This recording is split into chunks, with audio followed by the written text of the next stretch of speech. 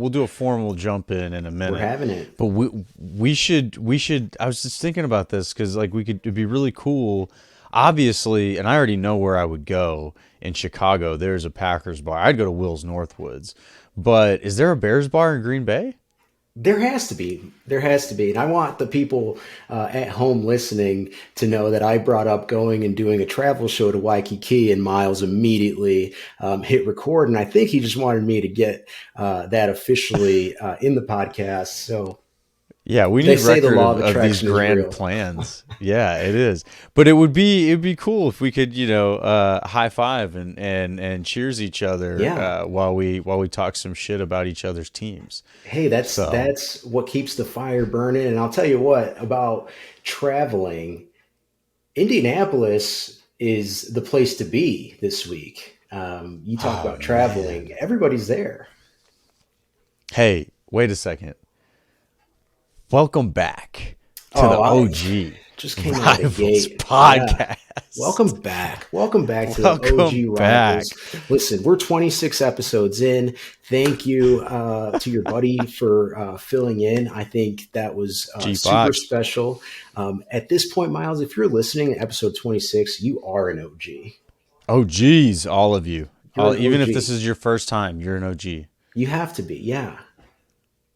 And on that note, I am one of your hosts, Miles Teddick, and I'm joined once again by Sir Miguel Prado, who had to step out last week, and obviously we've been trying to get these done as frequently as we can. But y'all, you got a couple of pretty ambitious hosts here. A couple fathers. I'm on the entrepreneurial side of things, trying to run a business. Miguel's over here getting his MBA, while he's also setting up a grand career and a lot of ambitions there. So there's a whole lot going on that we're juggling with this podcast. But damn it, we're not stopping. We're This gonna is keep where my going. heart's So at, Miles. This is where this my heart's at.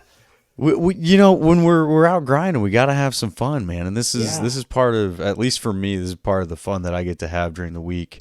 it Not that is. playing with my kids isn't fun, that certainly is, but it wears my butt out.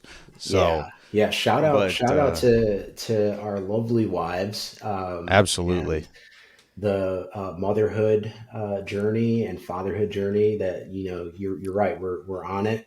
Um, that's special in its own way. I think for me, being a Bears fan, being growing up in the Chicagoland area, I'm wearing tonight, Miles. I'm wearing my eighth grade I see hoodie, that. Walter Payton hoodie, Eighth grade, hell eighth yeah, grade. dude.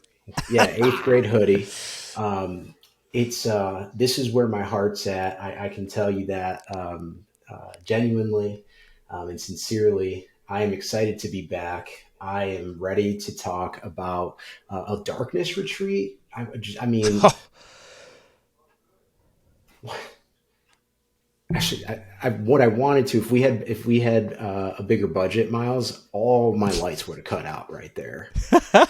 Um, I'll see what I all can do with the editing. We'll see if we can do an editing trick there. everything blanks out, totally dark, and I mean, I have an opinion there. I'm excited to hear your opinion. I want to hear Miles about Life Leaf Remedies. Let's give the Hey, people what they want. We're the People's let's give them what Podcast. they Let's want. let's talk about our sponsor tonight so that we can get into some juicy topics. Let's do it. Yeah, we got plenty to talk about, y'all. Obviously, the NFL scouting combine is happening this weekend in Indianapolis. So this is where our draft crushes originate. We're going to jump into all of that. But first, as Sir Miguel Prado has said, we're going to bring the people what you want, y'all. Y'all want to feel better today. And if any of y'all say that you don't, well, whatever, you do you. But most people, I think, could agree it'd be nice to just feel better today. Even if you feel good, why wouldn't you want to feel better? So that's what we're trying to do at lifeleafremedies.com. We are making superior natural remedies by combining things like natural vitamins, minerals, fungi, mushrooms with cannabinoids like CBD, CBDA, CBG, CBN, all sorts of other acronyms. And those things are helping y'all with different things like sleep, immune support, and other general areas that you're seeking relief. Maybe you need help drowning out the distractions, whether that be at work or in class. College students, I know this is a bit of a grind kind of or time of year, sir. You're in the thick of that, I believe. So try out our Be Relieved soft gels if you're looking for something to help drown out those distractions. But check out lifeleafremedies.com and see everything we have to offer. Subscribe and save to any product that you love. You won't pay for shipping. You'll get 10% off, and you can cancel it whenever you want. We are truly out here to help y'all feel better today. So check us out, y'all. Now, OGs, as we stated, if you are listening to this episode, you are an OG. We have something that you could do that would certainly help us feel better today. And, I'd like to feel better today. I think you would too, right? Yeah, if you're an OG and you know who you are and you enjoy listening to the OG Rivals podcast, please don't forget to spike that like button, leave us a comment, subscribe, and talk about us at your next tailgate. The tailgates are in season, Miles. We have some XFL action out there in the world, some Arlington Renegades action. So shout out to the XFL. I did watch. There's some new rules. My heart's in the NFL, obviously, and I think that there's so much going on that it's important to maybe just like recalibrate, really get our bearings on everything that's going on. What's got your eye, Miles? Man. What's got your eye before I go into where mine's at? I think that's a leading question, I feel like, because what's got my eye is darkness. Okay. I'm in the darkness. I can't see anything. So I'm over here trying to discover who my quarterback is going to be for the Green Bay Packers next season by sitting in the complete darkness and hoping that I don't go completely crazy. No. Hopefully that works. Let's call a spade a spade. You're not in the dark, Miles. You're not. And we've been talking about this since the regular season ended. I mean, let's not be coy, Miles. I think that you were definitely in and or around the bullseye talking about what we see that's unfolding now. And that's some praise coming out and some confidence coming out about Jordan Love being a starting quarterback in the National Football League. We're not talking about the Vegas Vipers in the XFL. We're talking about the Green Bay Packers being a starting quarterback for the Green Bay Packers. And I mean, there's rumors that there's some phone calls that Aaron Rodgers is potentially, for sale in a trade, available for a trade. These are things, Miles, that you have brought to the table as realistic scenarios of what could unfold, and we're there now. So what are your thoughts about? I mean, the darkness retreat. We all knew what was going to come at the end of that, right? And that was just more polarization on Aaron Rodgers. So what's going on now that you think may be some of the things that you envisioned could happen, and maybe some of the things that you think may still happen with that scenario? Well, every other offseason that we've been on Rodgers' watch and we've had to go through this, the most logical thing always played out. To me, right now, everybody knows Aaron Rodgers is not going anywhere he doesn't want to go.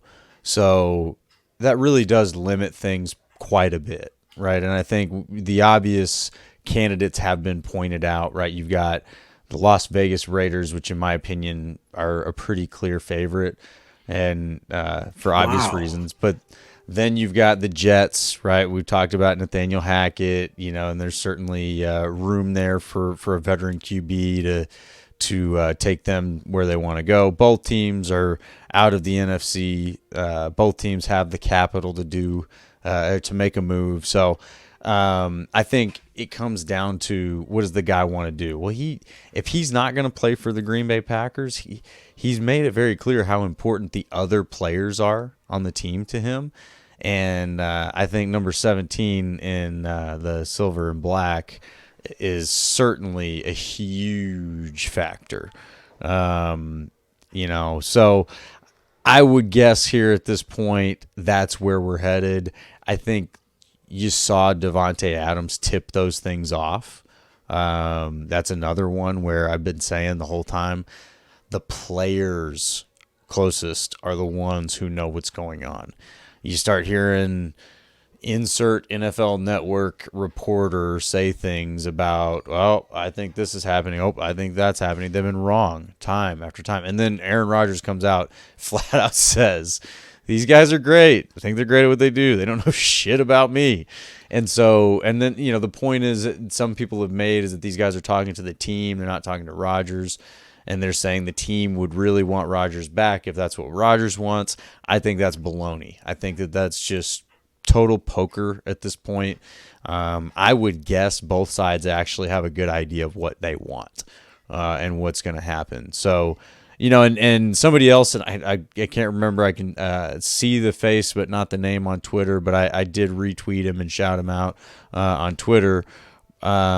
But somebody else finally also confirmed what I think actually transpired and took place, which is over the course of this past season is when either the Packers decided they understand what they have in Jordan Love, or he took a step and they see, oh, he can be the guy now.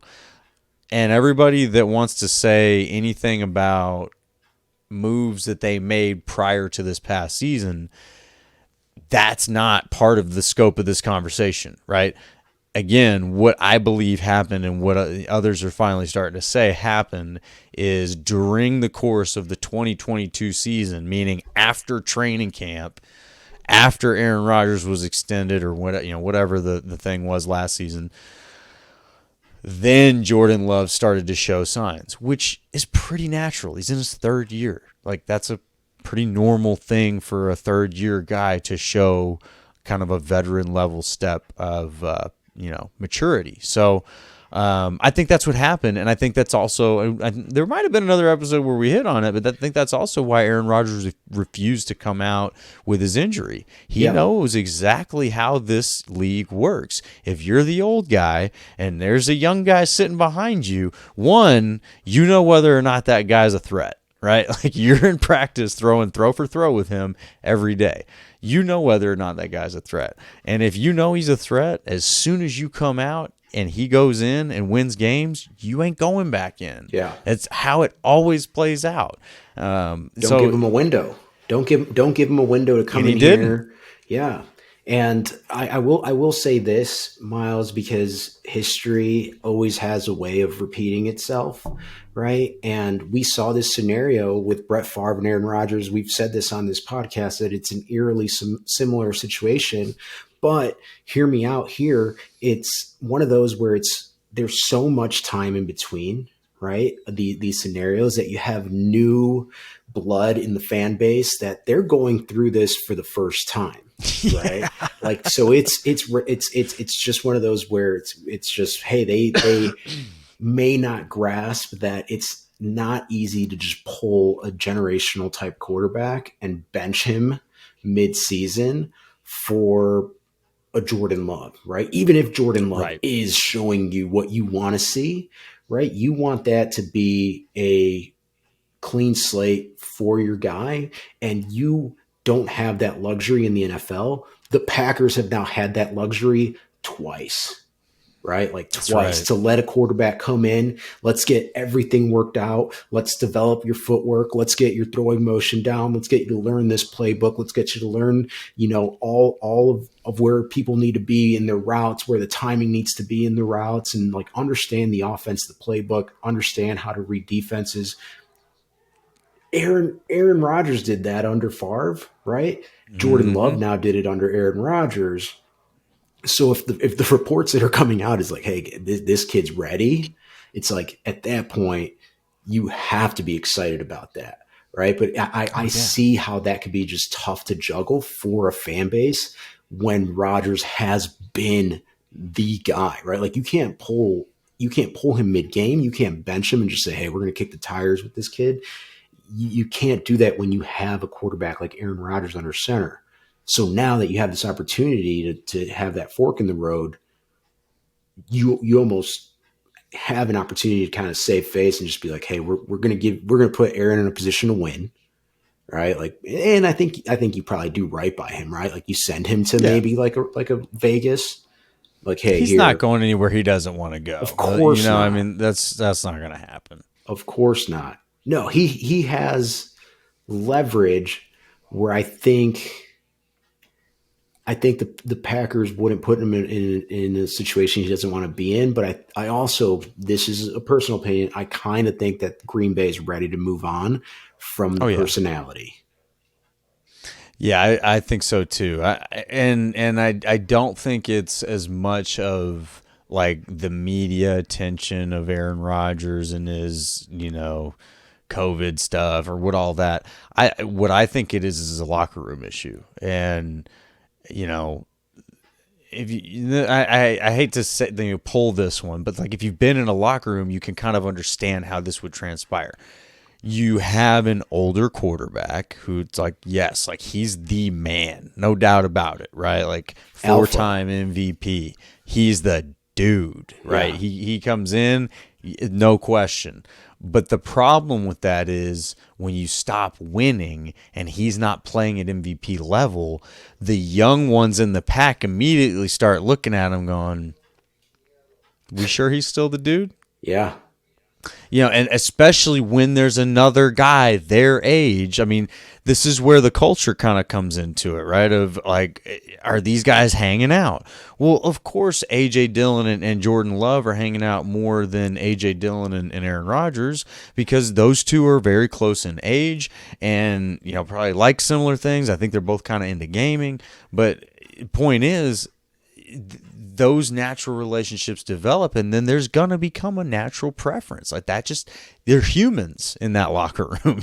So safe to say that you have a split locker room, Miles, in Green Bay right I now? don't think you have the potential for one. I think that they were flirting with that problem last year, and what they got as close to that happening as you can, but they were never mathematically eliminated. So then there was that spark, and then they won a few games, and then all right, maybe he is that dude. So it sort of calmed down, but I think very much after losing to the Lions and throwing 3 interceptions against the Lions, there was some issues Yeah. developing. Yeah. And we alluded to that a few times on this podcast, but at this point, I definitely think both sides sort of understand, like it's time. So We'll quick see. quick question for you, Miles, is bring me back to the Aaron Rodgers and Brett Favre scenario. Were there rumbles about maybe Aaron Rodgers, just maybe requesting a trade to go and get a shot at starting? Was that a thing? Oh yeah, and Yeah. I think it was more of a thing than what's going on with Jordan Love this time, because I haven't heard anything that Jordan Love has said for sure he wants a trade if Aaron Rodgers comes back. There's been speculation that he would That's feel that way, that's a good rightfully agent. so. It's a real Well, good agent because I mean you got I to coach up agree. your client, right? Like, hey, we're in really good shape. Let's not overextend the leverage that we have at this point, because I think No. Jordan Love may be in a position where what's his contract look like, Miles? Is he on his fifth year? Well, they have to pick up his 5th year option, which Yeah, which you picked that up, right? I mean, yeah, I think. Well, but again, the thing is do you do that if you're keeping Aaron Rodgers because that's expensive? well, That's a $20 million let's draw a hit, I line in the believe. sand. What do you think is happening? You think he, because Yeah. there's two So what I scenarios, right? think, It's like he either comes back and then at that point, what does Jordan want to do, or he moves on and Jordan's your guy, right? Like, what do you well, think?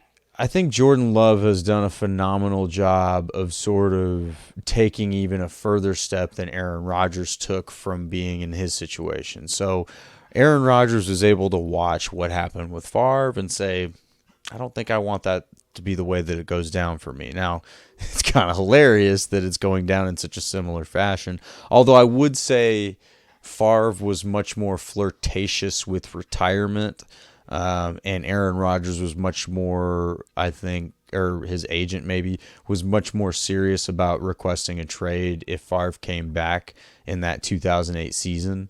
Whereas the difference here is Jordan Love realizes the age gap and the ability for longevity. You don't need to be the starter from age 21 in order to accomplish everything in this league. Because now these guys are seeing Tom Brady do what he did, Aaron Rodgers do what he's doing. They all believe now that they can play till they're 40 if they really decide to. So he doesn't need to be in a hurry to force the decision here. And I think he's played it very, very well. He's been very quiet, but in his moments to take a leadership role when Aaron Rodgers hasn't been there the last 2 off seasons, he's done that. And so he's done. He's a good pro. He has been a textbook pro to this point. That's what I'm saying. He's been coached up to be this textbook of a pro. And that's where I think the more he does that, Green Bay has to see that and go, man, this dude. Because you're playing with fire. The further you take it, the more you're willing to risk that Jordan Love is not going to say, F you guys. I do know what I have, and now I am done. Yep. But this goes back to like even weaving in a little of the thought process of saying like, hey, Justin Fields, right?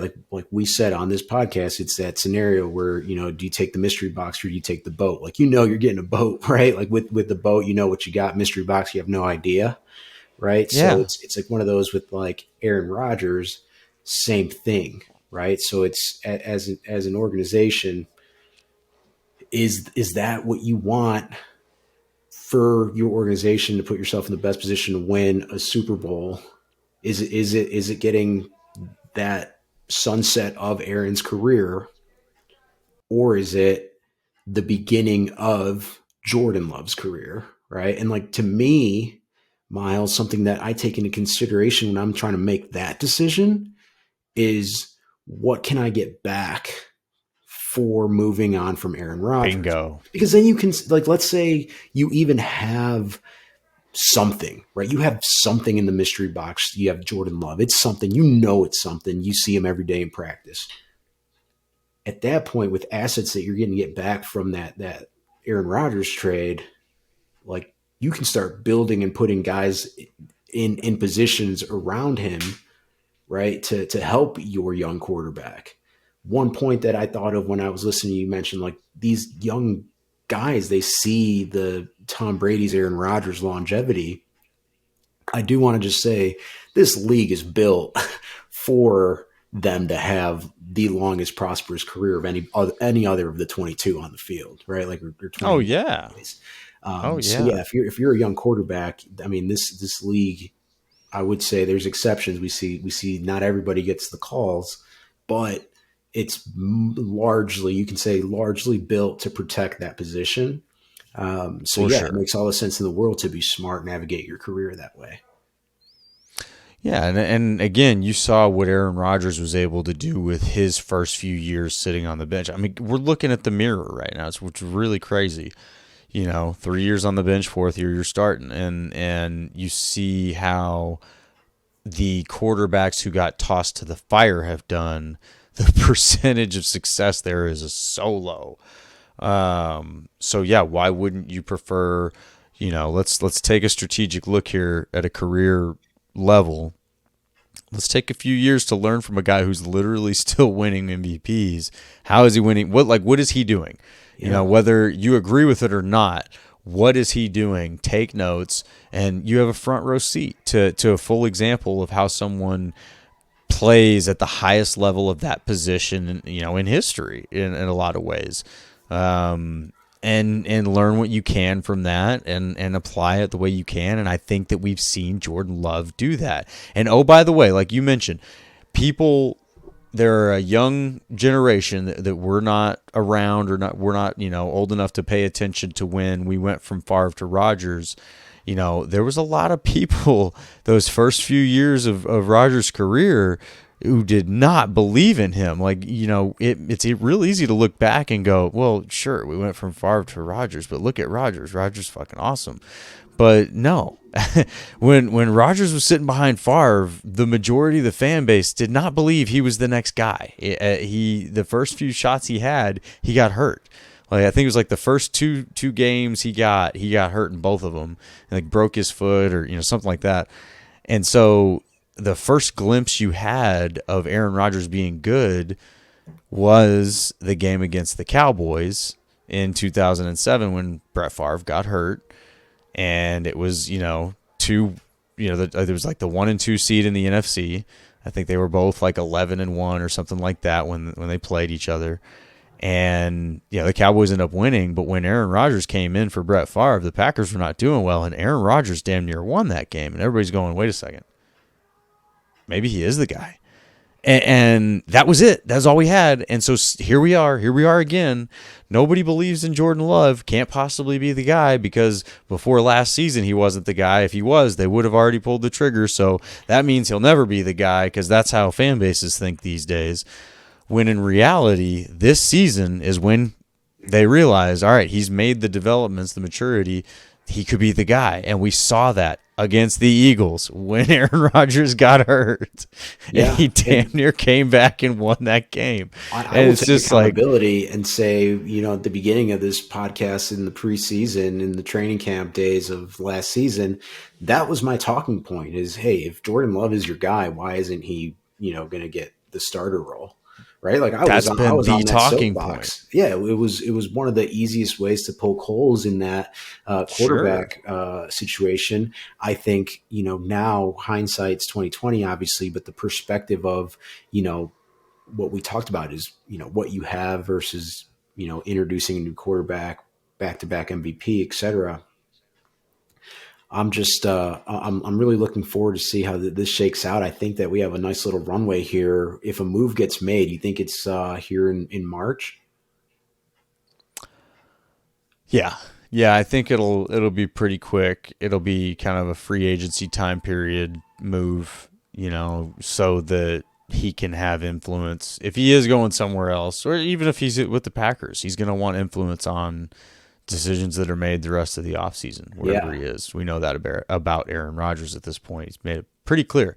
So, yeah, I think it will happen that way. He said as much. He said it'll be quick. So, hopefully it is. Again, we're on the other side of the darkness retreat, and we're still in the darkness, so who knows? But do you even consider looking and evaluating maybe later round quarterbacks as a Green Bay Packer fan for this draft? I think, and this is kind of a fun topic for us to get into, and Gary and I talked about this a little bit last week, but I think the way that things are unfolding in the league with, what's his name, with the 49ers, Mr. Irrelevant, Brock Purdy. Brock Purdy.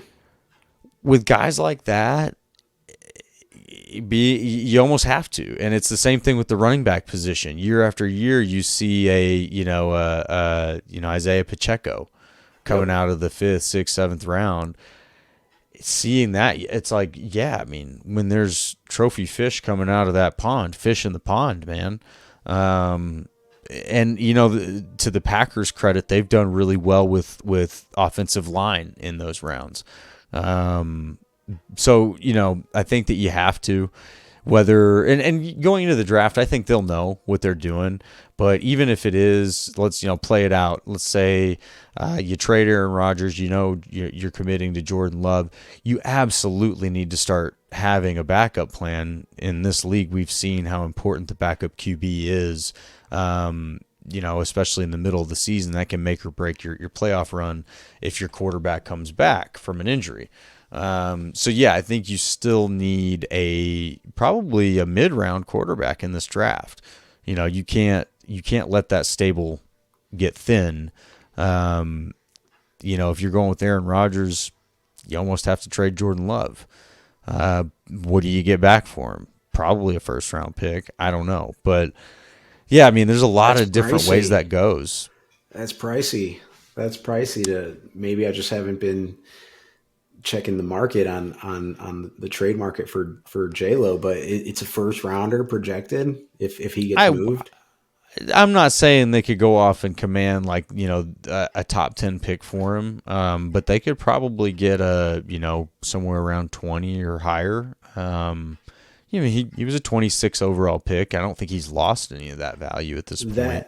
That team would if we're talking 20 or higher, right? Like at that point, if you're 20 or below, then Bryce Young, CJ Stroud, Will Levi, they're all off the board, right? So at that point, I don't know who the fourth. So we know who the teams are, right? That it's obviously Houston, it's Indianapolis, it's Carolina, it's Vegas. Like these are teams where they are all jockeying for that, quarterback race. Um, I would just be curious which one of them would forego one of those early picks at quarterback, like just making an all out run at one of those early slots, and go for. I'm not saying settle. I'm being very very careful of not saying settle for a Jordan Love, but again, you just don't you don't know, right? Like that's something to consider there with potentially moving him and who would give up a one.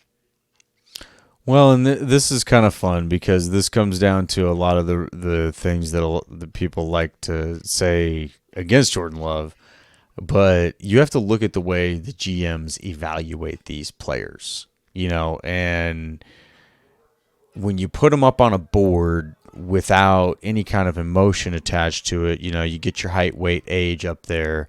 Things kind of flatten out a little bit, and then you put Wonderlic test goes in the mix there. Put some Wonderlic. You just sort of level things out, right? How big is Bryce Young, right? Yeah. Bryce Young's not very big. Jordan Love's a big dude, so just there. I mean, there's. So, Miles, have you heard the nickname? No. Mini Mahomes. Oh man, is that what they're calling? That's what Bryce they're calling Young, Mini Bryce Mahomes. Young, Mini Mahomes.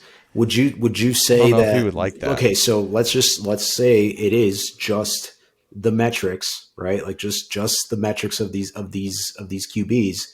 Are you taking Jordan Love over Bryce Young? Yeah. Yeah, me. I mean, Yeah. I think I would say yes. I would say Yeah. yes. Yeah.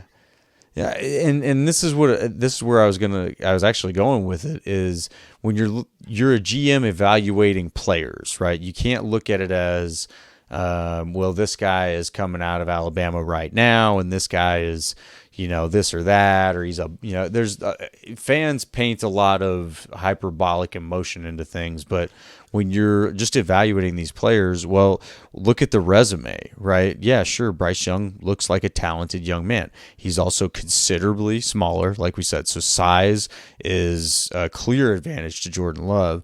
But Jordan Love has 3 years in the NFL behind, for 2 of those years, the guy in front of him won the MVP, right? He literally was sitting next to the best player in the league for 2 out of the 3 years in his career. That's a pretty damn good resume, right? Like if you had somebody who was, right-hand man to Elon Musk and you're looking to hire somebody, you're like, it's pretty, and maybe Elon's like a controversial example at this point, but he's a successful entrepreneur, to be fair. And Not a football guy, though. Not a football guy. No, not a football guy.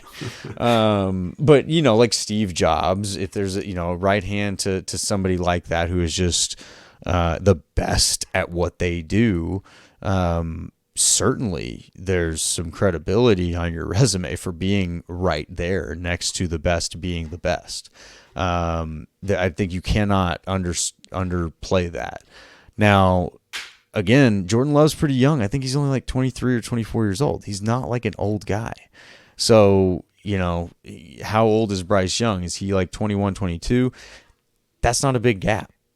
So again, if you're a GM looking at a guy who's maybe a couple years older than a guy who's coming in the draft right now, but he's got infinitely more NFL, it's not infinite, but like a greater NFL resume, a few NFL off seasons, there's physical things that go into that.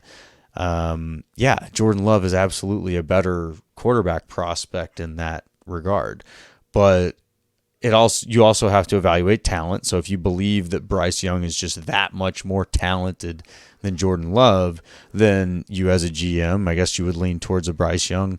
And again, what's the price, right? Like if you're getting a Jordan Love for the second overall pick versus having to pay, a top 5 pick for a Bryce Young.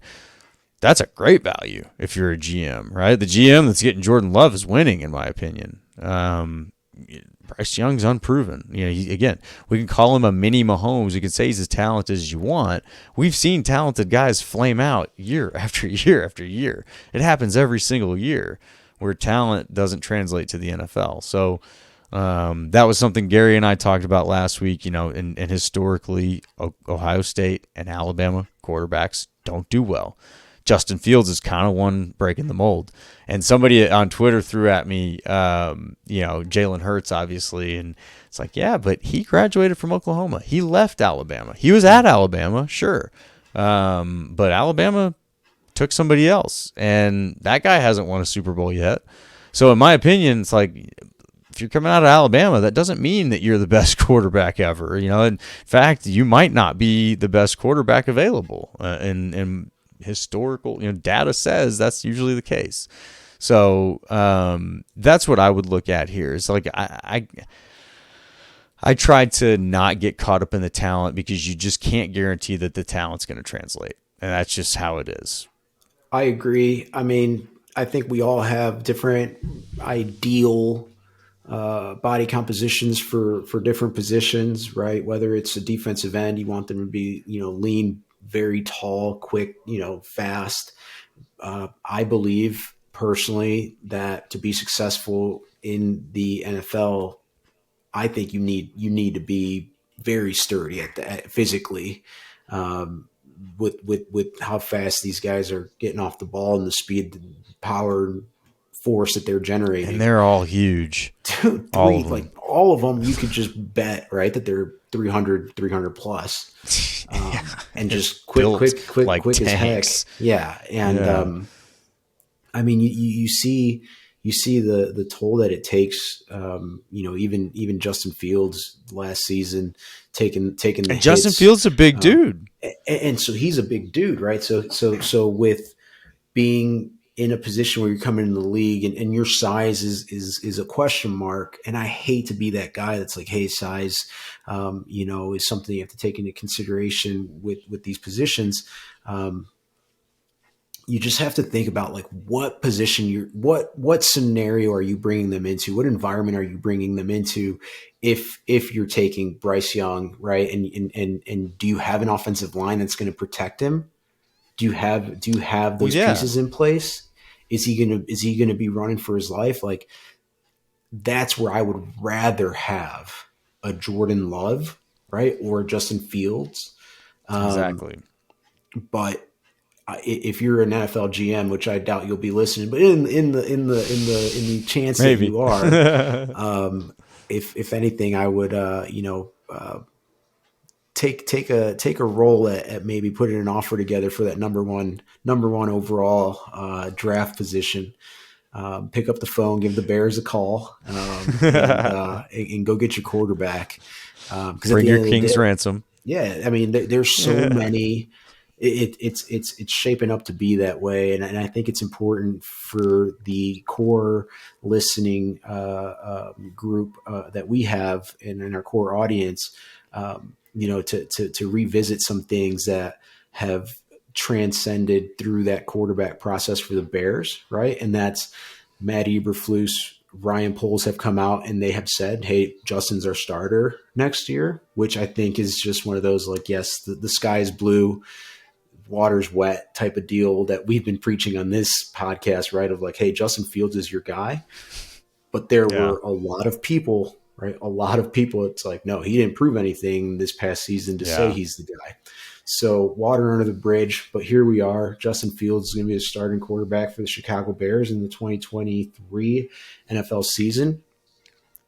And if anything, that gives teams more of a inclination of what it would take to move up a draft board when you know that there is a clean slate at getting a quarterback and getting your quarterback, right? So if you think it's Bryce, if you think it's CJ, if you think it's Will Levi, you don't leave that to chance if that's your guy, right? If you go and you check him out, and I think Miles, And maybe if you're doing a quick search, maybe you can double check this for me. But I think one of those three has opted out of throwing at the combine this weekend. Yes, I believe it is one. I heard that the others are all throwing though. Okay, great. So that is going to obviously give clubs a good understanding of some of their metrics and measurables, Let's see. right? And obviously, there's a whole philosophy on the combine, and there's one thing that it doesn't measure, and that's playing ball, right? Like actually playing the sport itself, which there's game speed, and then there's film speed, and then there's your 40 time, and they're all different, right? There's a lot of guys Exactly. that are just really high football IQ guys that can be at the right place at the right time. The Jack Sanborns of the world, right? That didn't put up anything that's going to be worth writing home about at the combine. Not to say that it's not life changing for a lot of athletes, right? That are there. And I think that this weekend with the combine, it'd be interesting to see just how some dominoes start shaking out. Maybe some teams will find their guy, right? We'll just say, hey, that's who we want to draft. That's our franchise quarterback. At that point, is there a price that's too high to pay, right? To move into that position. What has come out so far out of Hallis Hall and from the combine is that if a deal is shaking out to be a before draft day deal, right, then it'd have to have some sort of player involved so that there is a better understanding of why they're making a deal before the draft, right? So that's just some of the information to consider as far as if there's a deal that's going to be accepted here in March, it may include draft capital and a player. Not to say that there's not offers that are out there that are being made, that are some scenarios that are just strictly jockeying with draft picks. I think regardless, one thing you can conclude is that a lot of the offseason is it starts and ends with a decision that's made with that first pick in the Chicago Bears. And so the Bears are really, for the first time I can remember, in control of their own destiny in a off season. For the first time in a long time, they're going to have a first round pick, right? They didn't have one last year. There was Yeah, a first right. round pick that was a part of the Khalil Mack trade, right? So Yeah. so for Bears fans, it's not only an anomaly to have a first round pick, it's also, the first overall puts you in a unique position The where first the round off pick. season runs through you, right? Like Yep. it starts and ends with that decision. Um, just a lot to consider there with the consideration that Justin Fields is obviously going to lead this team, and kind of going back to that Jordan Love and even the Bryce Young scenario of putting them in a position to succeed and building around them. You have an opportunity to accumulate so much draft capital that it would be criminal if you don't put the pieces around that quarterback to succeed, right? Right.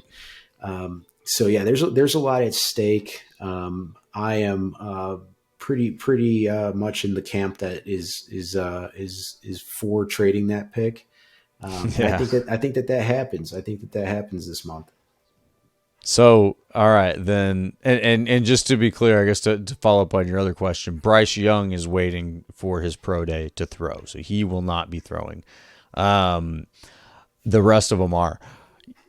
Now, yeah, we've talked about it a little bit. You definitely are pro trading that pick. What is your dream package?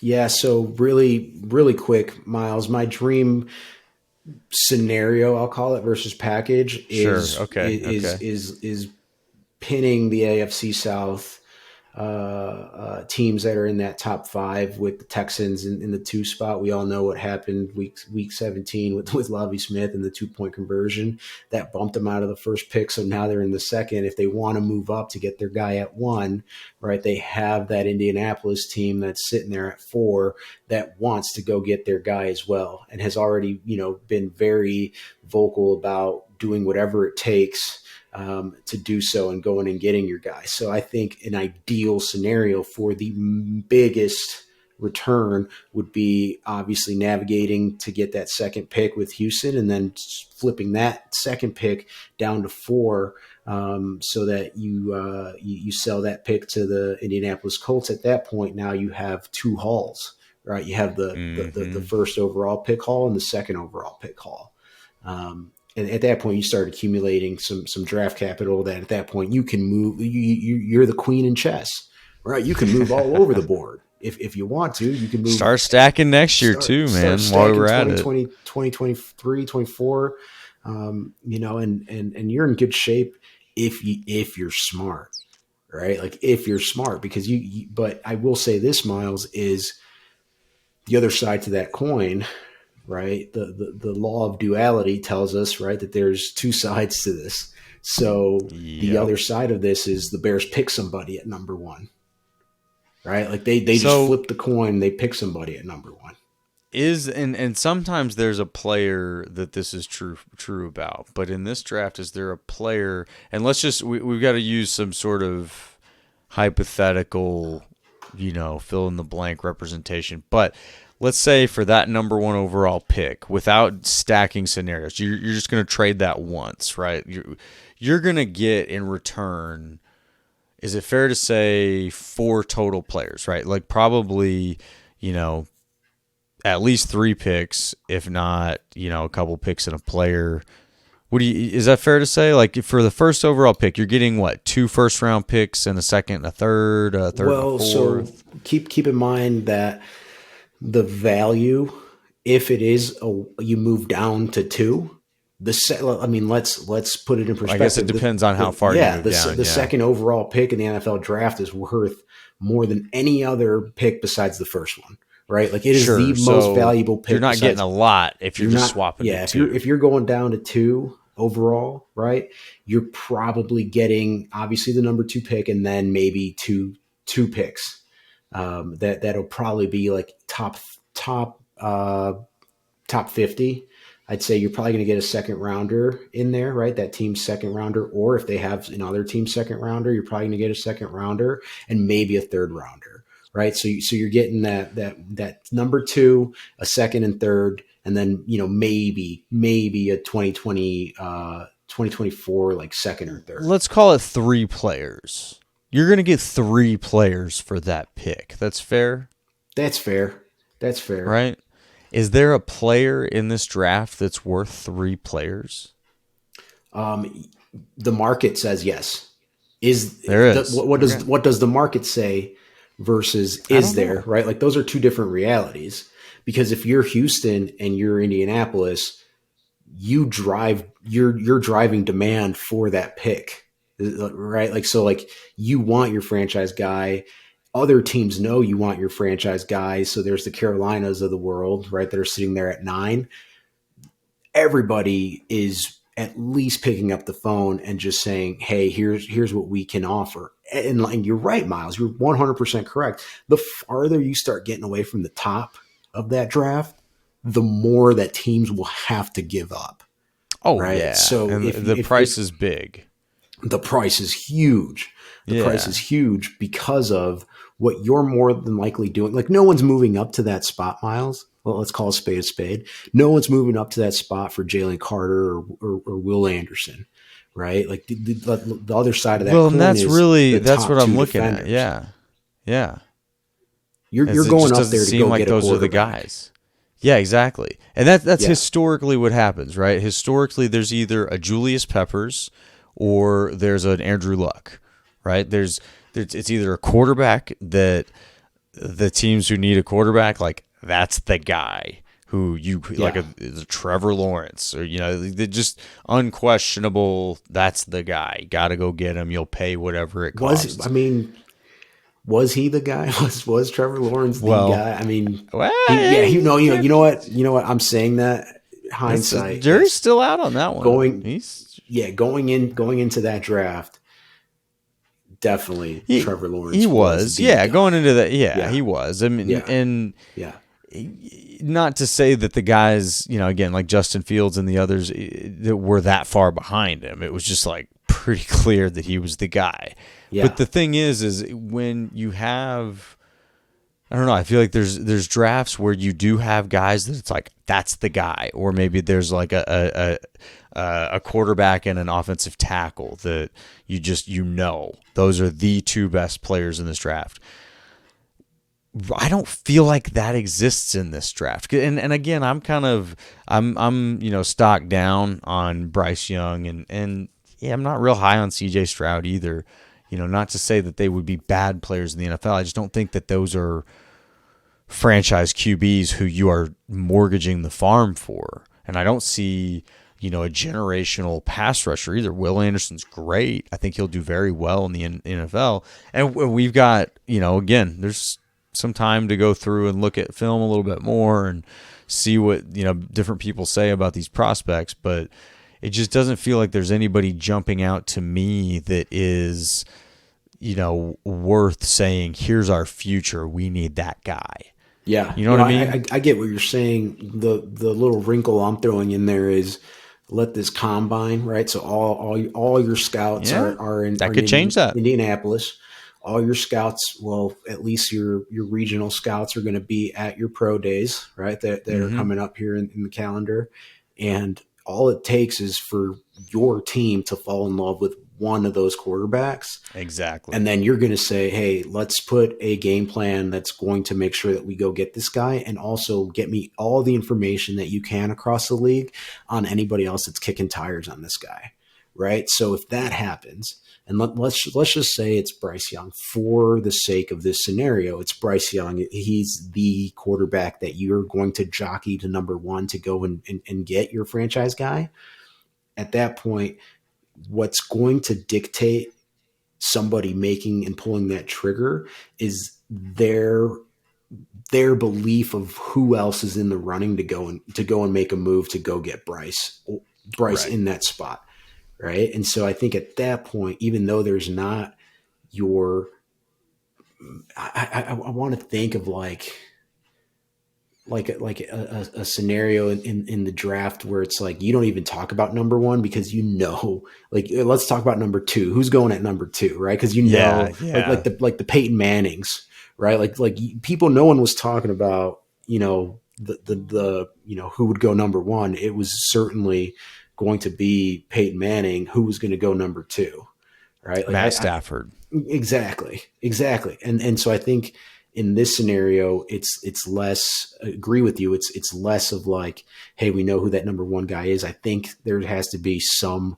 thing that happens between the combine pro days and the draft for a team, unless they know now, right? Like unless they know now and this is Yeah. just for them to like, okay, let's make sure it's this guy because they still have an opportunity. And that's why this weekend's so important.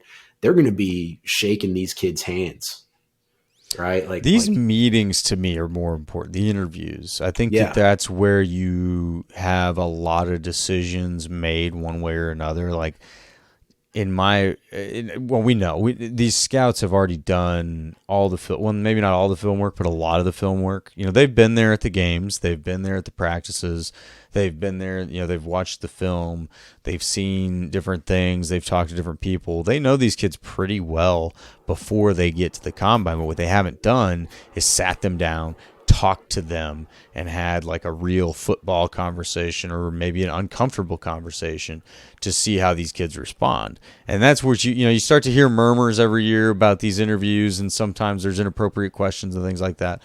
Not condoning the inappropriate questions, but that to me is probably what moves guys more this week than any 40 time. Now, granted, you throw a big 40 time up there, that can move a guy a lot. But I think most of what they learn this week comes in those interviews. yeah.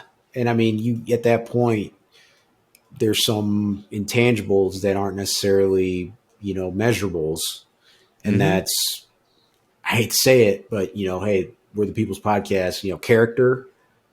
So character is definitely one of those things where you you take into consideration, and then the type of football player that you want to bring into your organization, right? So Right. when they ask like a Matt Eberflus, like, what type of player do you want? And this is in line with what Ryan Poles, in his press conferences last season, as he was being introduced, said is, we want violent football players that are football players. These guys that are less interested in being, influencers, and actually have love for the game and actually Yeah. have love for playing football. Like, that's what you want to bring into your football organization. So 100%, when you are sitting across from somebody and having a meeting with them, and have an opportunity to be candid with them, I think you could start understanding what kind of person, what kind of, football player, if they are or not, right? And if you want to bring Oh them yeah. into your team.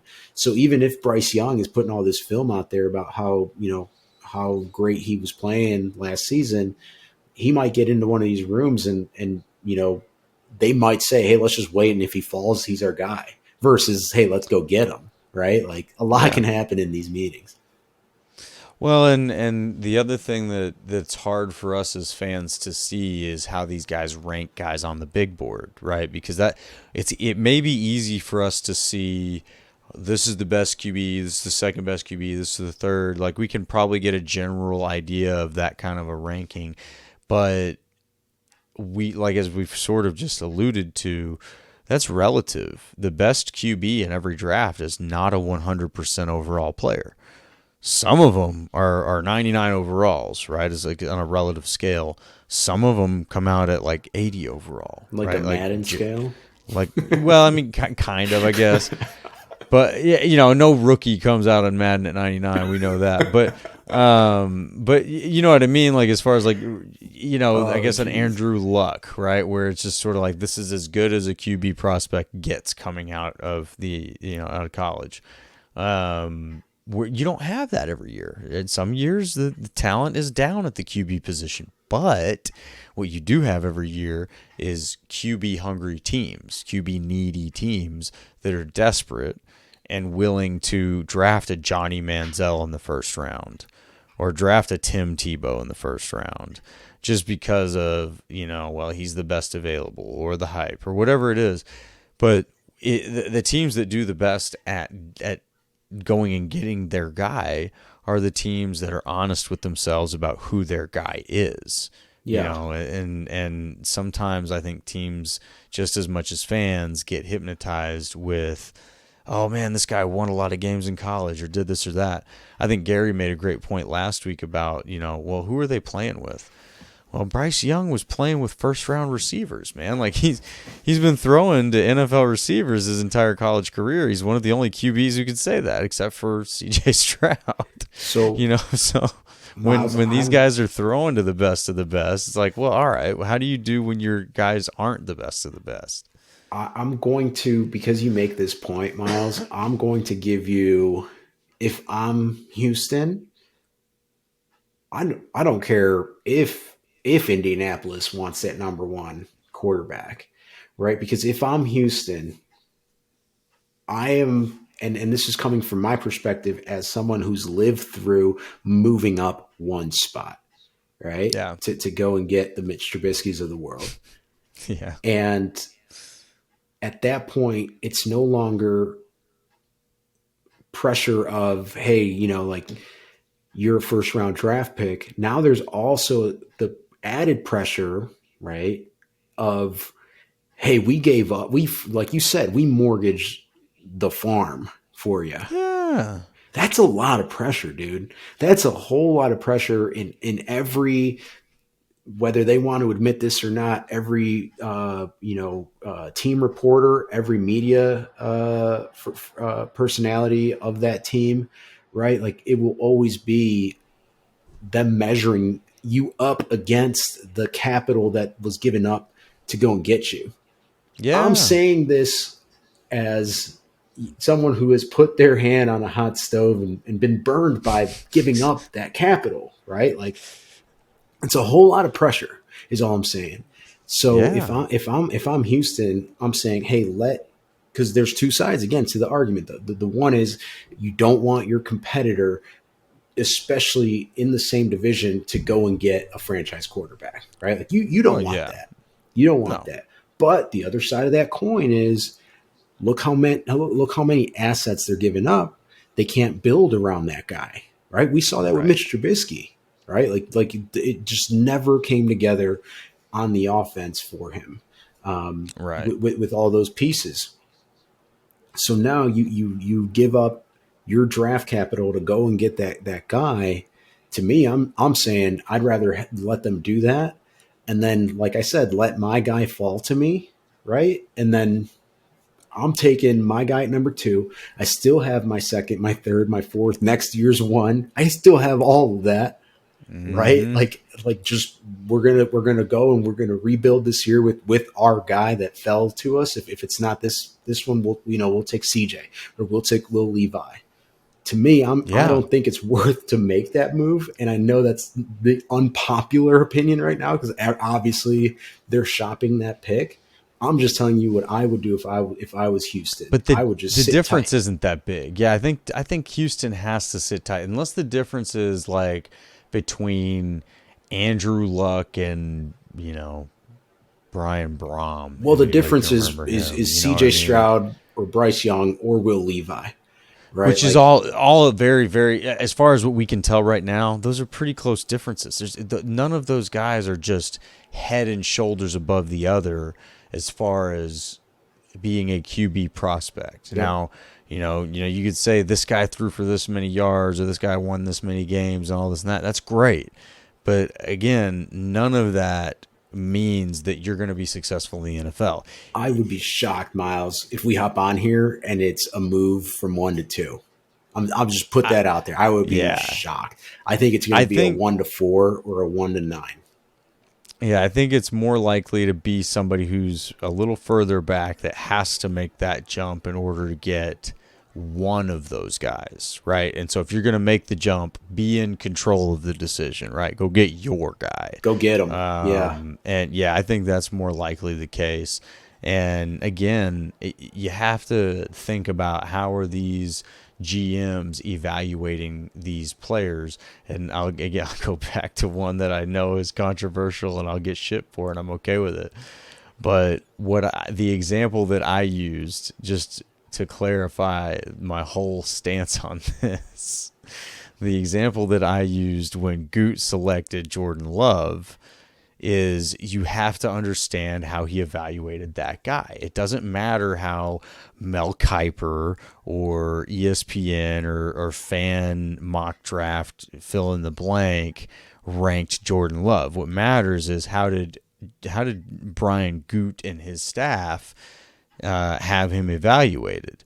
And if right, this is a big important word, they had him evaluated as the next Patrick Mahomes, then taking him at number 26 would be pretty smart. That's kind of exaggerating That's not to make a happening. point. There's no, Now, yeah, right. there's Like no I'm not. way. I'm not, again, and this is why that big word "if" is so important. I'm not saying that he is, and to clarify, I still am not saying that he is Patrick Mahomes 2.0. I am not. I am not Oh, saying. I'm talking about it's not happening that he's going to be there at 26. Well, no. But like Jordan Love, that's where he was selected, and everybody was so critical of it. And we'll get this debate posted between me and Austin. It was a good debate, and it's going to be more relevant as we get closer to knowing what the Packers do. But the point being, and this comes back to these GMs and how they evaluate this class of QBs.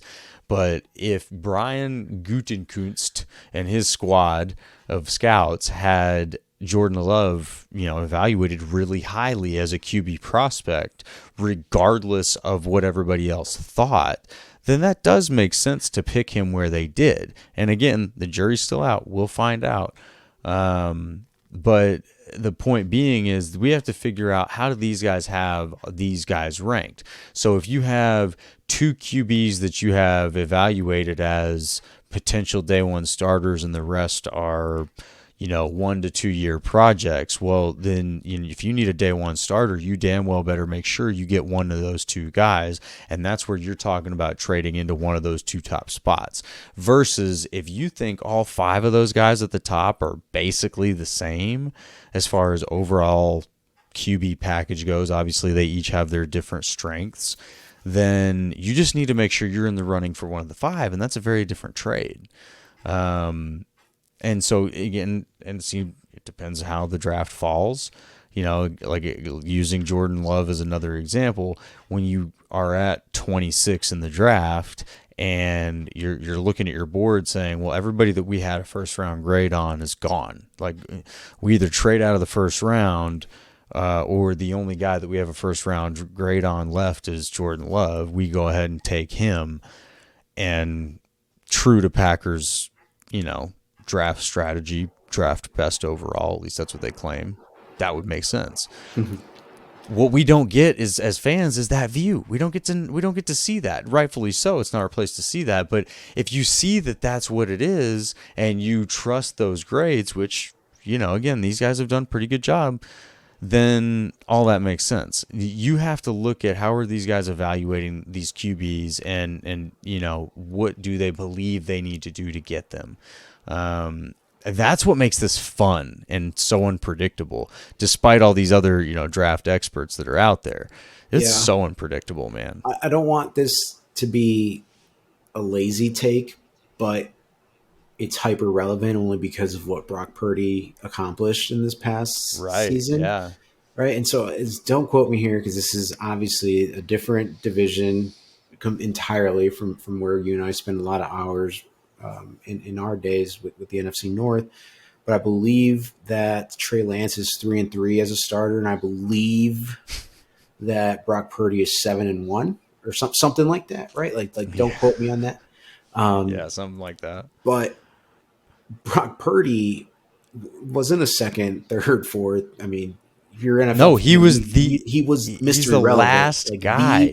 Last humanly possible selection that you can make in the NFL draft before it's undrafted free agents, right? Like that's who Brock Purdy was. 7-1 in the NFL. A technicality away from being an undrafted free agent, essentially. Yeah, a technical, and this young man's life is completely changed. Yeah, because he very well could be the starting quarterback in San Francisco for the next 10 years, right? Like you can make the argument that they have their guy in Brock Purdy, right? And so people want to make a claim that Jordan-Love was a wasted pick because it's a first-round pick that didn't play right away for a contending team. Is anybody claiming that about Trey Lance? Because he's a first-round pick that they actually went to go get. Yeah, isn't playing right away for a contending team. It's not. Criticism in this league is never cookie cutter, right? Like, no, it's not. Like it's all fan base dictated. It's all market dictated, and obviously criticism flows with that type of polarizing ability, right? With the different fan bases and different markets. But I think just to drive home a value point here of trading, I am just so on the side of not moving up a draft board, right? Like having a draft board just play itself out and let it come to you. Let it come to you. Take what's going to put you in the best position to win in the longevity of winning, right? So, but I get it. There's the whole like, hey, we're in the win now window. We're rebuilding. This is the guy, blah, blah, blah. I just think that a better long-term solution, not the sexy answer by any means, but it's let the draft board play out, right? Yep. Like don't mortgage your draft capital for a player. There is no player. There is no player outside of maybe that like Peyton Manning, right? Where it's like there's been very few, delivered, right? Super Bowls. Yeah. Because to me, Miles, and again, this answer might be unpopular too, because I know it's not a quarterback stat. I know it's not a performance stat, But to me, I'm gauging success on if you're going to go out and win a Super Bowl. If you're going to go win like the Pat Mahomes, he's got Mm-hmm. two Super Bowls, 3 appearances in 5 years, 2 rings in Mm-hmm. 5 years. To me, that is, you go and you move heaven and earth to go and get a Pat Mahomes, right? And what happened that But year? they didn't. Well, They let exactly. him come to them. Exactly. They did exactly what you just prescribed. They let him come to them. And their Yeah. franchise is in better shape because of it. Yeah. It's subject to perception, right? Because now they have Matt Nagy as an offensive coordinator. Eric Bieniemy is now the offensive coordinator with the Commanders, and obviously going to be in a position to call plays out there. Right. But still, your team gets left intact, in my opinion, right, with draft picks. But what logic tells me and what I want to happen, right, is I want there to be a bidding war for this number 1 pick. And I obviously want the Bears to reap the benefits, right, of the leverage of that number 1 pick, Yeah. Right. and get a nice haul for it. And I hope that that's what happens. Well, fortunately for you, the thing that is always true is um, GMs will always get hypnotized with whatever the best available is because it's the best available, right? Again, somebody picked Tim Tebow in the first round, and somebody picked Johnny Manziel in the first round. So we know these guys are capable of making terrible mistakes, which not to say trading up to the number 1 overall pick would be a terrible mistake. I think, again, it just depends on what these guys believe they I mean, have and what they're going after. But to your point, though, man, like if you're going to go get that guy, it has to be the Peyton Manning, it because has to if be he's the guy. not, then you have taken a step back because you've given up 3, maybe 4 other guys that could also be contributors to your team. And so when you look at it that way, where it's like, well, we filled one hole, kind of, maybe, but also there were 3 other holes that we could have filled that we didn't.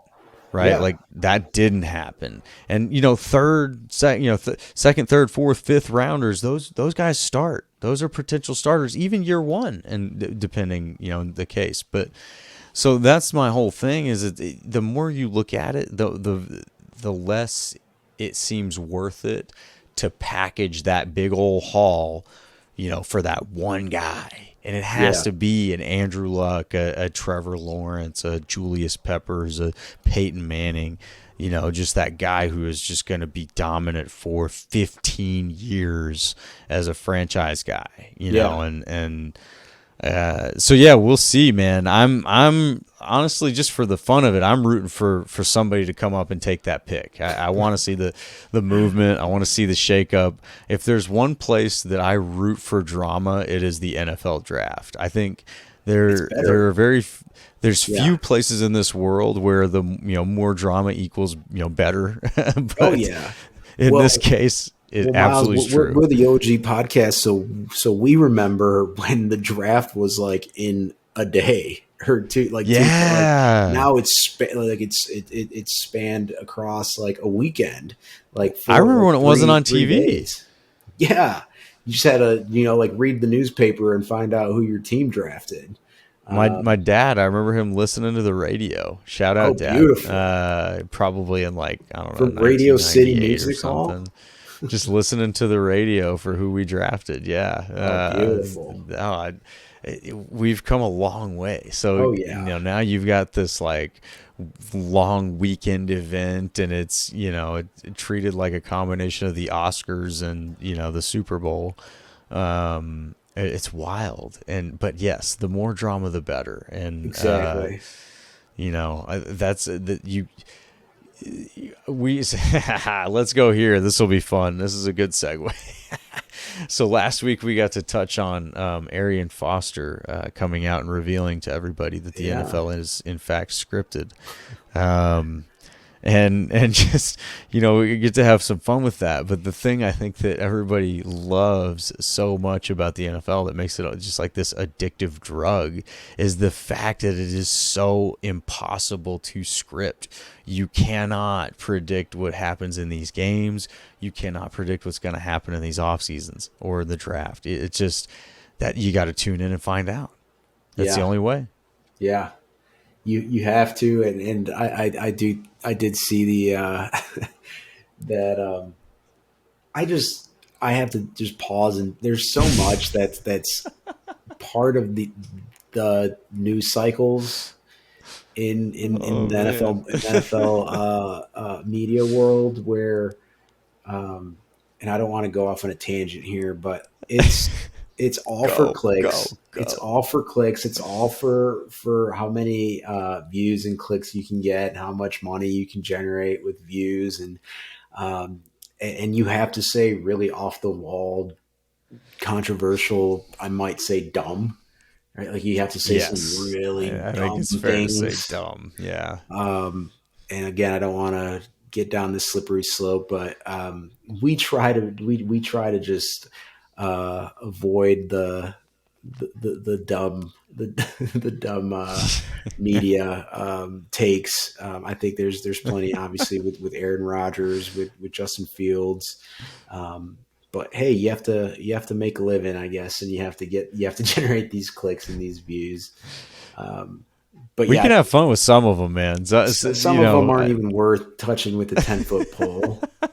All right, like some of them yeah. you just have to take it with a grain of salt. But I think Oh what man. is realistic and what we're looking at is um, maybe an NFC North with Jordan Love and Justin Fields for some time. I think that's the reality in the situation. J Lo People versus might not like it. JF1. Yeah, you know that meme, Miles, of you might not like it, but this is what the peak male body, like for peak performance, looks like. Like you might not like it. It's like some dude that's just ready to eat some hot dogs or something like that. Yeah. I think that just happens to be the reality of the situation with the NFC North. Is you might not like it, right? Like you Hey, might not like it, but it's Jordan Love and it's Justin Fields, and they're going to be showing down for a long time in the NFC North. Is what I think is going to happen. love it. Now, you know what? I think it's a good recipe, man. And I'm looking at the other two doofuses in this division with their quarterback situation. I'm not even gonna go there. And they'll be swimming around figuring it out later.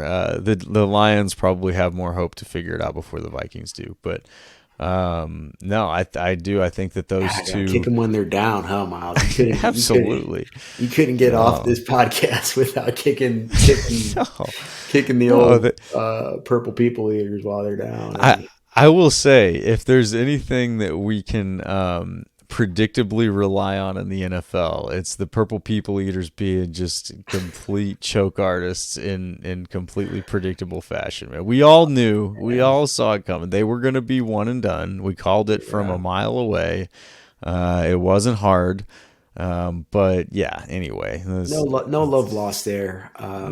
That fan base is always chirping. Anyways, and So yeah, I'm excited, man, because I think that Jordan Love and Justin Fields could end up being a fantastic clash, and those two being similar ages, the ball clubs could be committed to both of them for, like you're saying, 10 plus years. yeah, That could be a lot of fun. And you're saying you may not like it. People may not like it on the front end. But again, I will go back and remind everybody, a lot of people didn't like it when Aaron Rodgers took over for Brett Favre. But a lot of you yeah, really liked it a couple years later when Aaron Rodgers won that Super Bowl trophy. And so I think winning solves everything. And right. if you got a setup where the Bears and the Packers are going at it for the division every year and both of them are making the playoffs regardless, this rivalry is going to heat up quick. And, shout out for all of Twitter that likes to call out that this rivalry is hardly a rivalry anymore. Shame on you. Shame on all of you. Did they not watch Aaron Rodgers flip off? I own you. Yeah, Come I on, own man. you. That is like Yeah, and all the peak fans rivalry right flipping them there, off. Yeah, man. that's Come that's a on. rivalry, man. Let's Uh, go. I don't know if you live under a rock or you get your pulse checked, but these two teams and these two fan bases, they are not they're not as cozy as me and Miles make it out to be. We try to Right. keep it civil on the show, and we were actually talking about taking this and making it a road show. In the Yeah. future, before we get to closing this out, just some things for both fan bases, I think, to keep an eye on. Uh, at Atlanta, they parted ways with Marcus Mariota. The Commanders released Carson Wentz today. Not saying that they are on the same playing field, but just some backup quarterbacks that have hit the market, obviously, right? And so, can a Marcus Mariota be somebody who can be a good backup for a Jordan Love or a Justin Fields? I think so. I think I that think so. he's still got some wheels on him, and why I say that is because you can at that point maybe not skip as much of a step as you would with a different playing style at that backup position for either club. I will say, I'll just go out and say I'm on the hill that they have similar playing styles, Jordan Love and Justin Fields. Um, Yeah. Again, I mean, maybe I'm just Yes. swimming up current here, back in the saddle, back on the OG Rivals podcast. But I think if our listeners have caught on to anything while I'm on here, is that I don't always go with the majority popular opinion as far as what these clubs should do or what they're doing. But I think, Miles, if anything, during the season, I think for a while there, some of the predictions were just coming and hitting on how I imagined some things would shake out. So I Yeah. think we've done a good job of keeping it reined in. I do think that it's fun to explore some of the crazy hypothetical scenarios and all that. But I'm telling you right now, if you're a betting man, I would put money on it's Jordan Love and Justin Fields moving forward. Also, Darren Payne just got tagged by the Strange Commanders. move. Strange move only because, Miles, and I'll say this only because of the dang Commanders, right? Like if it were any other Yeah, club, right. like you're tagging that guy, right? But Yes, no, not it just, strange I move mean, because of the players, strange move because of the club and the yeah, situation the that they're in. It's like, club and the situations that they're in, and I don't think that's for us to get into here tonight. But if you have the internet, you have Google, just check into what the Commanders are going through. It's funny. But yeah, so Darren Payne is a three technique that's now off of the market, and not that we yeah, imagined that he would make it to the market, right, as a restricted free agent. But at least now it is with certainty that is a domino piece that has fallen, right? So that is yes, off the table. That's something to keep your eye on if you're keeping an eye on that number one spot and the direction that the Chicago Bears can go with that pick. It just puts another scenario into the mix that I think is important to just let's keep a big picture. The Bears should do their due diligence with every scenario with the number one pick. And I don't think that they should back themselves into a corner with we're doing X, Y, or Z, right? Like let it come to you. Let the hmm scenario come to you. Let the offers come to you. Evaluate every position, including the quarterback position, right? Like evaluate it deeply so you make the best decision for this club. Um, that's just some nuggets that I wanted to sprinkle into this whole scenario of where we're at in this off season.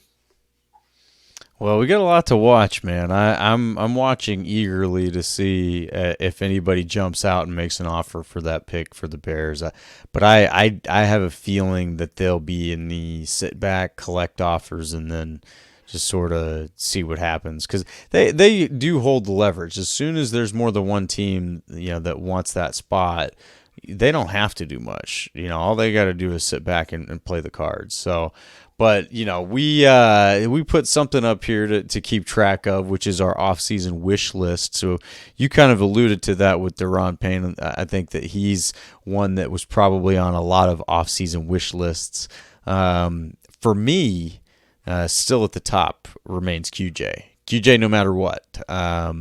If you haven't seen the movie Draft Day, then you don't know what I'm talking about. Yeah. But if you have, then you do. We got to have Quentin Johnston. I don't care how it has to happen. Goot, we got to have him. He has to be a Green Bay Packer. Wow. It has to happen. It just look. We just spent some time talking about if that's your guy, you go get him. And I'm not saying you go off and you trade 3 first-round picks to get this kid or something like that.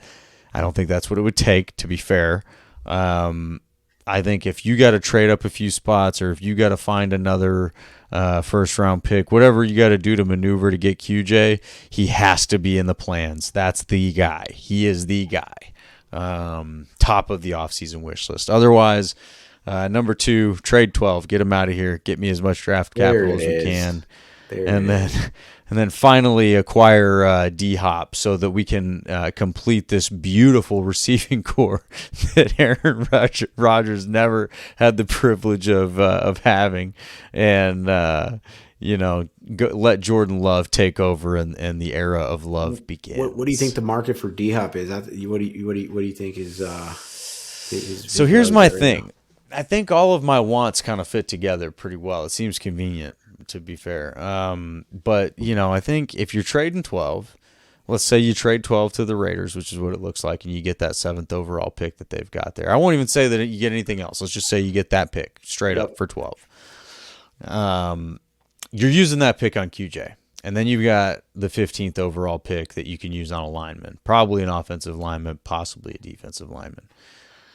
That would be ideal. And then at that point, assuming DeAndre Hopkins hasn't been acquired by the time you get to the draft, once you have gotten Quentin Johnston, then and you've used your 15th overall pick, which you're not going to use on DeAndre Hopkins, that would be a mistake.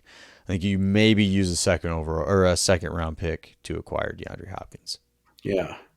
Can you imagine Aaron Rodgers in a darkness retreat cabin next year, thinking about how the Packers picked up QJ and picked up D-Hop the moment that they shipped him out of town?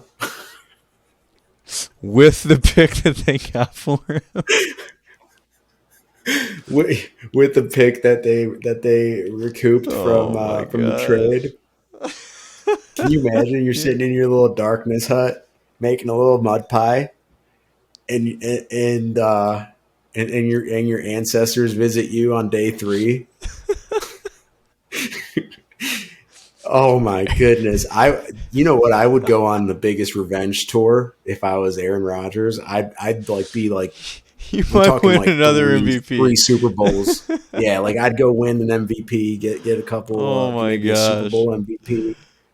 At that point, it's personal, man. It's personal. How that would be as deeply personal as it could get, man. Like if they went off, and it's not just one thing, right? It's like they go off. Play with Devontae? Here, go play with Devontae. We're gonna play with D-Hop, QJ.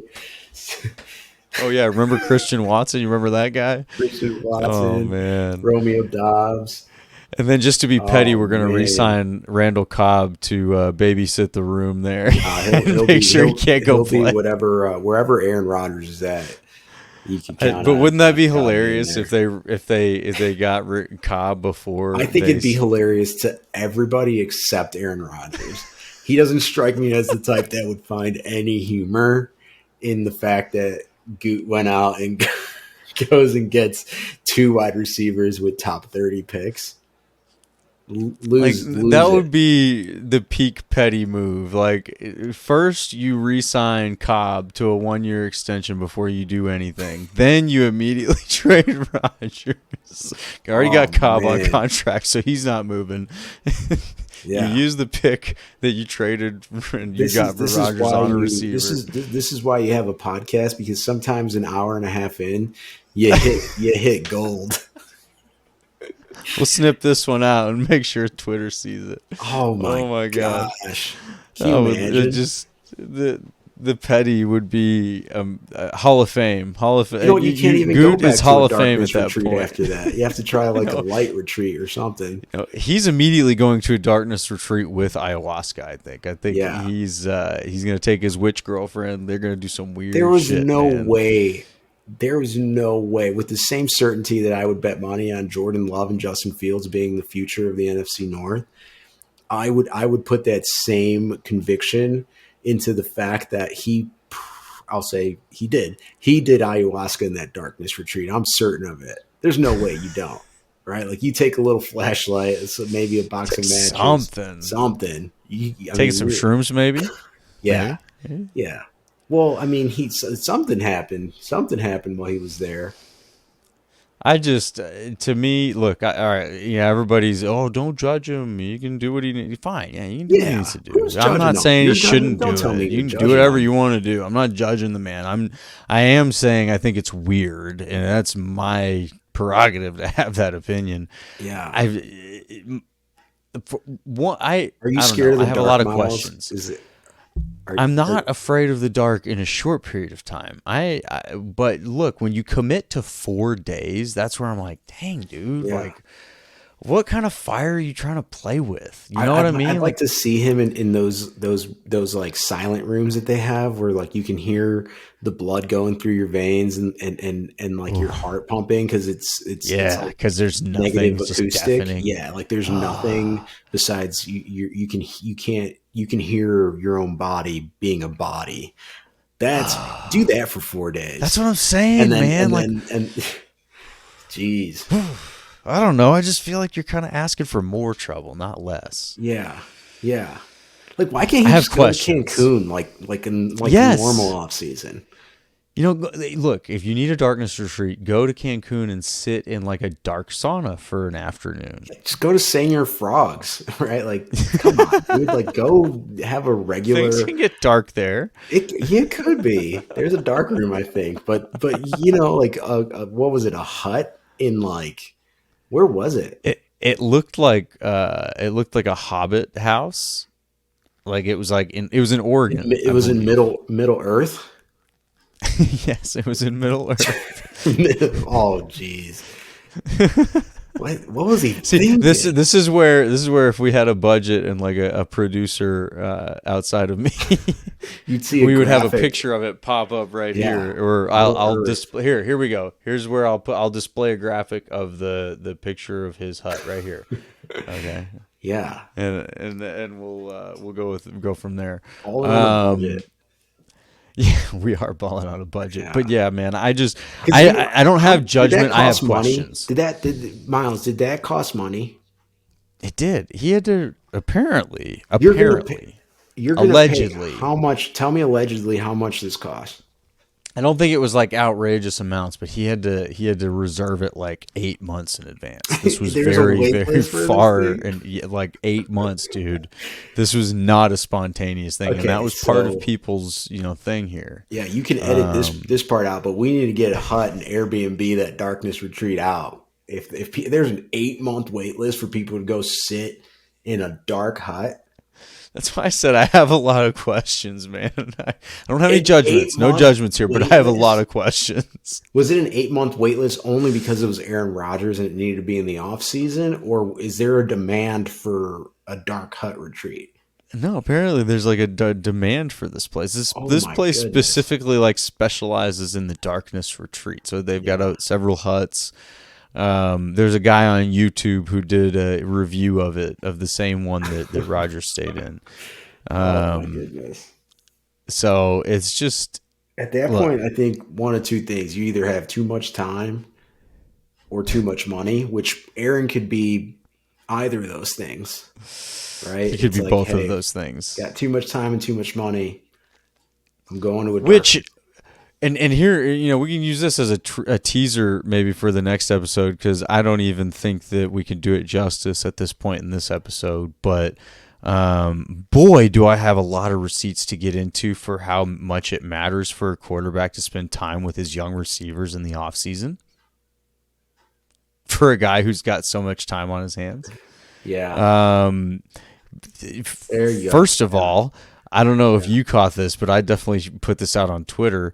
And again, we'll just go into this deeper in the next episode, but I just found it very poetic and ironic that in the post-game interview of the Super Bowl, the team that won the Super Bowl had an eerily similar situation to the Green Bay Packers last offseason, in which they lost an all-pro receiver from their offense. And so they were faced with the challenge of replacing an all-pro receiver and a couple others like the Packers. So when Andy Reid and Patrick Mahomes, the Super Bowl winning head coach and Super Bowl winning quarterback, just to be clear, were asked about replacing said all-pro receiver, the head coach turned to the quarterback and said he took the reins. It was all on him. As soon as we got these guys in, he took them down to Texas and started working with them. I had nothing to do with it. Didn't they just do the thing that all the NFL players try to do every single year? Yeah. Well, I think some might be in it to get the payday. Right. There's some that they could never sniff the playoffs, and they're cool with their TikTok dances, but the guy who didn't spend time with his young receivers after replacing an all-pro receiver, well, he didn't make the playoffs, but he sure as fuck got paid. Yeah, but the inputs and outputs, right? Like that's a thing, right? Like he didn't get paid for future outputs. He got paid for past performance. Let's be clear. We know that. Yeah. But still, Jeez, I feel like we've made a lot of progress since we started this podcast. We have. We've almost come full circle. Grow. People change, Miles. You know, they do change. It's almost like if you're in the third year of a job that you might get better at it than you were in the second and first year of the job. Talk about poetic. I don't know. Poetic. Talk about it. Sheesh. Yeah. But, so next episode, we'll get into how important it is for a quarterback to spend time with his receivers in the offseason. And ayahuasca and shrooms. And all of those lovely natural remedies that we do, in fact, love. The fungi. Let's talk about them. Hey, look, guys, I actually just drank a mushroom tea before starting this podcast. Mushrooms are hot. And I'm not just talking about the psychedelic ones, like, cordyceps. Now, cordyceps, a lot of people, and I'm writing a blog about this right now, by the way, a lot of people think cordyceps will turn you into a zombie because of the show The Last of Us. Last of Us. HBO. They're not paying us. They're not paying us. They should be at this point.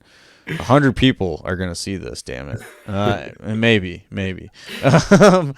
But no, so cordyceps don't turn you into a zombie. Let's just all get that one out of here.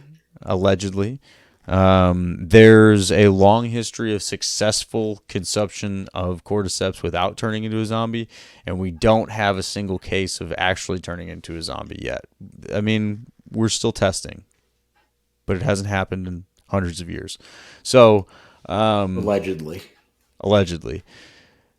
Mushrooms are awesome. Lion's mane, reishi, cordyceps. If you guys aren't into mushrooms, you definitely should be. Yeah. Miles, did you know? Fun fact. I'm gonna try to make it through this statement. I have mushrooms tattooed on my body. Yeah. Yeah, I have a piece of pizza. I have a piece of pizza tattooed on my ribs, and it has mushrooms on it. Yeah, the tattoo artist said, "Hey, what's your favorite pizza? What ingredients do you like on your pizza?" And I always get sausage and mushrooms. But at the time, my wife and I we weren't eating meat. And I don't want to say vegetarian, but we were just being a little bit more conscious of the diet. And so I have a veggie piece of pizza tattooed on my ribs, and there's mushrooms on there. So when you say that mushrooms are cool, I mean, are they cool? Do you have a mushroom tattoo, Miles? I didn't think they were that cool, man. Yeah, I mean, I cannot say that I'm that dedicated to the mushroom crowd. You got to be dedicated to the mushroom game. If you're gonna talk the talk, you got to walk the walk. Is what you're right. Yeah. You are absolutely right. I have zero defense of this right now. I'm speechless because you're right, man. When you put permanent ink on your body, that is like Yeah. you win, dude. You win. Yeah. Yeah. So what some of the perks of that, Miles, is I can hold my own in a pizza conversation, right? Oh Like yeah. when someone's like, "Oh, you don't know pizza," it's like, do I? Do I? Hold on. Hold Hold my on, beer. right? Hold my beer. Like the pizza commitment game is strong. Well, Um, and you're from a place that prides itself yeah, you on can't. its pizza love. I mean, really, when you have the privilege of growing up in the Chicagoland area, I mean, one thing, and I say this as a transplant that has moved away from that area, and you've experienced it too, Miles, right? The food, and let's narrow it down. The pizza is, I mean, It's good. you're spoiled. You're It's spoiled. good. People want to get in debates, right? Yeah. Of like, hey, Pittsburgh, Phoenix, like all these like wild Sit down. cards. Yeah, respectfully, Yeah. respectfully. Sit Um, down. but yeah, Yeah. we don't want to be pizza snobs or pizza elitists, but yeah, no. When you have some good pie, and I think we've talked about it quite a bit on this. I think we've established on this podcast that we're pizza fans as much as we Oh are yeah. football fans, as much as we are Bears and Packer fans. Yeah, get some You good pizza know, this weekend. when I was in Chicago, and I certainly did get to try a few of the excellent pizza establishments. When you have to go in to Uno's and you have to put in your order like first thing before you get seated, because that's how long it takes to cook the pizza. Like that's like a different level, man. That's where I was like, dang, we're going on an adventure here. Like you walk in, they're like, how many? Okay, now what do you want? Like, oh, I'm making choices now. Yes, Yeah, and then you'll be yeah. seated. Which I Um, will say is that's heaven, and it could be torture at the same time because it smells so good, and while you're sitting there, right? mm. Like it And then smells others are so walking good. past you. Yeah, and Oh there's nothing man. quite like it. There's nothing Oof. quite like the aromas of just the tomato and cheese and crust that is Oof. constantly in rotation in the oven, which is ironic because I have an oven that won't heat up. These days, I have to make sure I get the oven fixed here because I might have to throw a pizza in there. I'll tell you, I got Well, you I need like it to heat Obi-Wan. up, man. Yeah, yeah. You do need it to heat up. Oh, Hey, don't worry about but it, Miles. Don't you worry about that oven. Don't worry you about can that. cook a pizza in a microwave, though. I've done that before. It's See, not, the you're starting to best, but you dilute. can You're do starting it. to dilute the I'm pizza going the wrong credibility. direction. You're going the wrong direction. Yeah. You're going the wrong direction. To be fair, Wood ovens, brick ovens, wood stoves, even. Like you can maybe get nice margarita pizza on a ooh, wood stove. yes, yes. But hey, I'll tell you what. Maybe we have a future in the pizza niche podcast because We we can get got all down the on way to that. pizza from some fun guys and some Life Leaf remedies. That was a good stretch. It was a Yeah, good stretch. But hey, I guess to plug Life Leaf Remedies real quick at the end here, we do have Fungi in one of our products. We have it in our Immune Armor product. Y'all check it out. Look, some people probably take their vitamin C and they're like, I'm good. Sure, that's fine. But you could also do better than that and take something that actually helps you not get sick. And so that's what we've got. It's called Immune Armor. It comes with an orange label on it. It's got mushrooms in it. It's got vitamin C in it, vitamin D. It's got zinc, quercetin, bromelain, all sorts of other cool things in there, and CBD. So check it out. That is my favorite product. We're not supposed to have favorites. I do. It's the Immune Armor because I have kids that try to get me sick all the time. And what I mean all the time? I mean all the time. Like right now, I have a kid who is sick with some kind of cold or something. And guess what? I feel great. You know why? I take my Immune Armor every day. And that is a long enough plug for the Immune Armor. So I'm done with that. But y'all should go check it out at Yeah. Well, I was liveleafremedies.com. going to say all things from the earth. All things from the earth. All Exactly. things When I from the say earth. big That's words great. and lists of things, it's just these are all things from the earth, and that is the entire point. We want to bring y'all natural remedies. We're done with all these lab remedies, all these chemical produced things. They just bring more side effects than they do solutions. We're bringing you stuff that works, stuff that makes you feel good. That's Feel that's better what it's all today. about. Feel Feel better better today. And I today. will say this, if you are feeling better today and if you are an OG, don't forget to spike that like button, leave us a comment, subscribe, and talk about us at your next tailgate. Miles and I will probably be doing some planning for a road show sometime in the future. Yeah. But we do appreciate you all. We I'm appreciate you all. selfieing you. Go Bears. There we go. Hey, go, Pack, go. Bear down, baby.